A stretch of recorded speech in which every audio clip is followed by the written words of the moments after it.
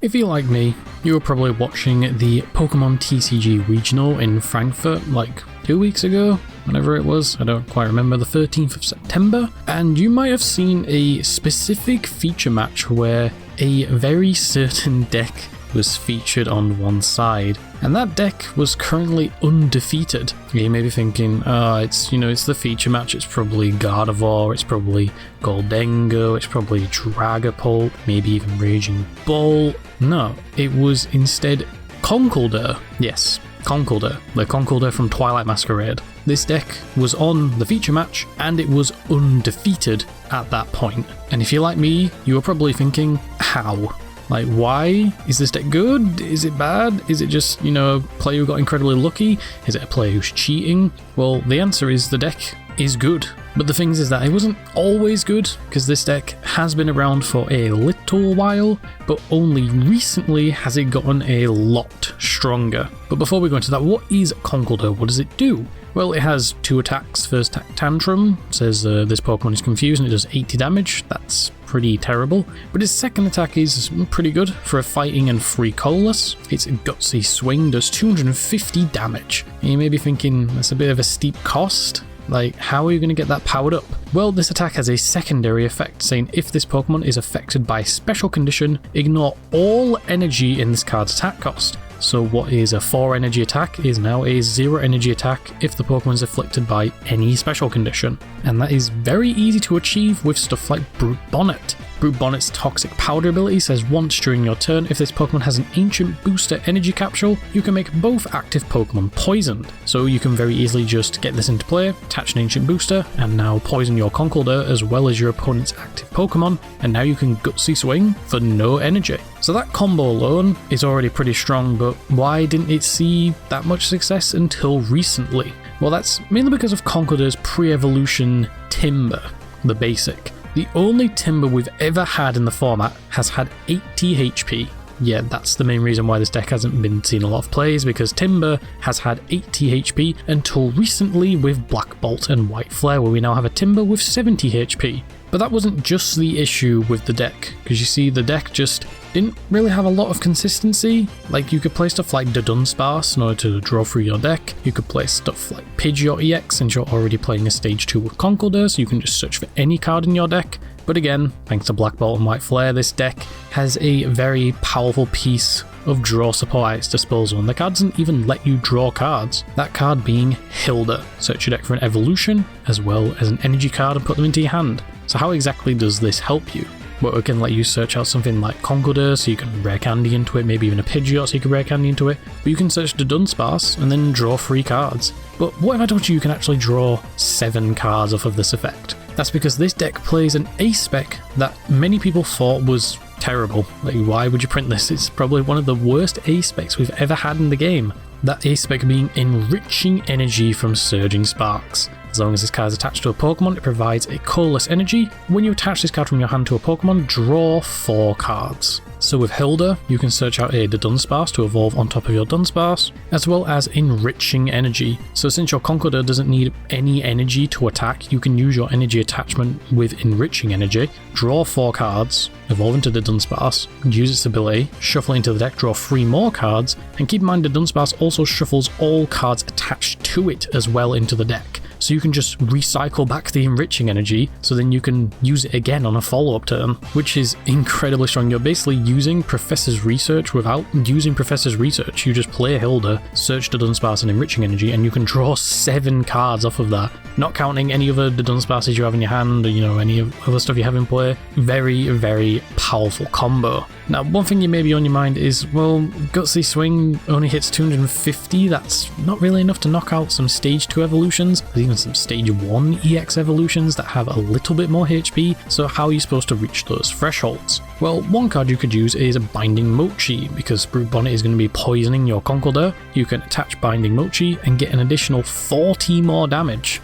meaning that you're instead hitting for 290. And also keep in mind, Brute Bonnet poisons both active Pokemon, so you're going to get a 10 damage tick up from the poison as well, which in some cases can actually be incredibly beneficial, especially against something like Gholdengo. you poison both active, use Gutsy Swing for 250. The Gholdengo will then get knocked out from the poison tick-up, meaning that cards like Fezandipity EX won't allow your opponent to draw free cards because the Pokemon wasn't knocked out during your turn, it was knocked out during Pokemon Checkup, which is between turns. Plus, we also have cards like Gravity Mountain, which can reduce the HP of Stage 2 Pokemon by 30, so with a Binding Mochi you won't be able to knock out stuff like Charizard or Dragapult, but with a Gravity Mountain in play, you can now hit those thresholds, because even with Binding Mochi you'll be hitting for 290 and then a 10 tick-up from the Poison, which can help with Pokemon that have 300 HP even after having Gravity Mountain in play. Plus, one big benefit that this deck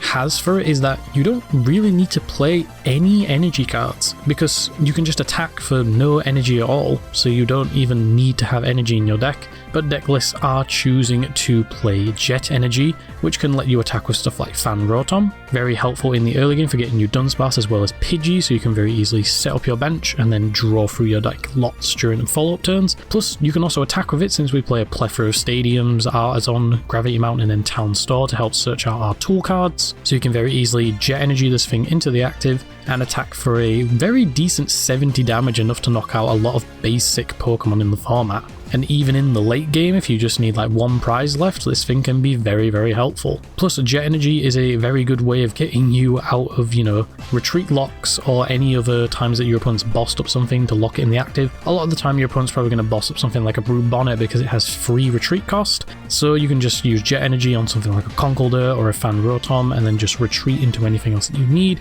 But we also have stuff like Pidgeot, which just has free retreat. Some deck lists have been flip-flopping between which Dunsparce to play. Some have been playing the Find a Friend, which has more HP but has 1 retreat cost, while others have been playing the one from Paradox Rift that has 60 HP but it has no retreat cost, so it basically gives you another free retreat Pokemon. And I'm not gonna lie, this deck is actually pretty good. I did a couple of games of it on TCG Live that you might be seeing in the background as stock footage. It was actually really good. It's really fast. Sometimes it can be a little bit slow and a little bit bricky, but that's perfectly fine because you can very easily one-hit KO a lot of stuff. Your opponent's only going to be taking 1 prize every turn. You have a lot of draw support, like seeing just 1 copy of Hilda, if you have a Dunsparce on the bench, can draw you 7 cards, which is really, really good. You're able to churn through your deck so quickly, find all the pieces you need. I'm pretty sure in one of my games, by my second turn, I was already halfway through my deck, which is kind of insane. I think the deck is really good in our current format and with the current decks we have.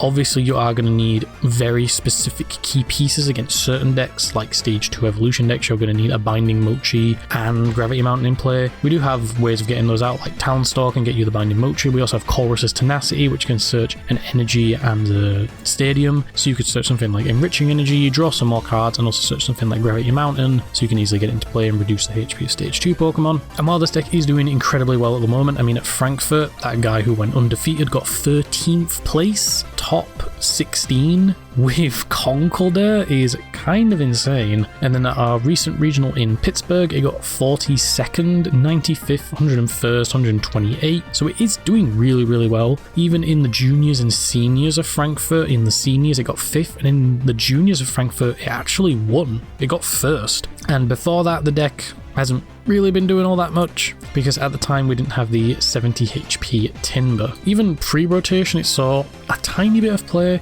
but not to the extent that it currently is. However, I think going into the Mega Evolution format, this deck honestly might fall off, because Pokemon HP is going to be increasing quite a lot. Like, for example, Mega Lucario, which is a stage 1, has 340 HP, so even with something like Binding Mochi and, the Poison Tick-Up and Gravity Mountain, you're not going to be hitting, you're going to be like 10 damage short. And yeah, while it could die to the Poison Tick-Up during the next turn, or maybe you could bring it up next turn and knock out and take free prizes, there are obviously some Mega EX Pokemon that have even more HP, so it might end up being a little bit of a struggle. But we do have Premium Power Pro, which increases the damage of fighting Pokemon do by 30, so that could be thrown into the deck to help get those damage numbers up even more. Over in Japan, I honestly don't think this deck is seeing play, but over here it is doing very well and is a very decent rogue option. It's very fast, able to draw through its deck very quickly. It's got a lot of very good draw support. It can cut down on a lot of deck space because, again, you don't really need to play energy. From my personal experience playing the deck on TCG Live, it is very fun, and it is very aggressive. It's very fast. Even when you get Iono'd, as long as you just draw something like a Hilda or a Dudunsparce, you can very easily just get back into the game that quickly. It's so fun and so good. Plus it's like your opponent doesn't really know what to target down. Like, yeah, they could get rid of the Brute Bonnet, but then you can just get another one in play. They could get rid of the Conkeldurr, but if you have another one in play and another Brute Bonnet, then, you know, you're just going to KO anyway. Going into the Mega Evolution format, I'm not entirely certain how the deck is going to perform. We'll have to wait and see. But at the moment, this deck is a very strong rogue pick, and probably one of the best single prize decks we have in the game next to something like Ethan's Typhlosion. And while Ethan's Typhlosion can hit, you know, a little bit more damage, it does require a lot more setup than this deck. This deck requires less setup, but you need like more cards to get the setup ready, whereas something like Ethan's Typhlosion takes more time to set up, but once it's set up, you are consistently hitting that amount of damage every turn. But yeah, going into the Mega Evolution format, I'm not really sure how the deck will evolve or how it will combat against these Mega Evolution decks. We'll have to wait and see, but with Premium Power Pro and some more fighting support maybe. But for now, this deck is an incredibly strong rogue pick that some players are very happy to see get its time to shine in the spotlight. And for those of you who are not looking to play like the big scary meta decks, this could be a very good choice for you, especially if you're someone who likes one prize decks, you know, decks that can very easily just tower over these EX Pokemon. This could be the perfect deck for you, and I know I've had a lot of fun playing it. And that's it for this video, really. Let me know your thoughts in the comments, what you think about Conkeldurr. Is this something that you've been playing for a while? Is this something that you've picked up recently? How are you finding the deck? Again, I find it to be very good, very fun. Every game I've played on TCG Pocket so far, I've won somehow, even from getting like Iono down to one card. It's been very fun and very interesting to learn because there's a lot of different lines you can do. You don't have to just attack with Conkeldurr, you can also attack with other things, again, like Fan Rotom. You could attach a Binding Mochi to Fan Rotom and hit, what, 110? Technically 120 with Poison, which is also very strong as long as you have a Stadium in play. But yeah, let me know your thoughts in the comments about Conkeldurr. Thank you all for watching this video. Make sure to like, comment, subscribe, all of that nonsense. All of your support is greatly appreciated, and please take care.